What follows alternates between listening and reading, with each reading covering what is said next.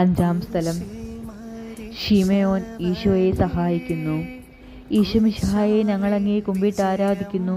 എന്തുകൊണ്ടെന്നാൽ വിശുദ്ധ കുരിശാൽ അങ്ങ് ലോകത്തെ വീണ്ടും രക്ഷിച്ചുവല്ലോ.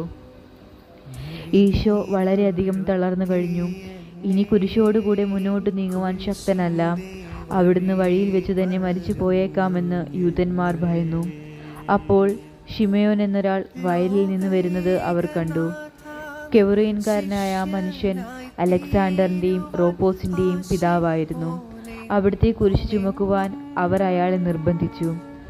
അവർക്ക് ഈശോയോട് സഹതാപം തോന്നിയിട്ടല്ല, ജീവനോടെ അവിടുത്തെ കുരിശിൽ തറയ്ക്കണമെന്ന് അവർ തീരുമാനിച്ചിരുന്നു.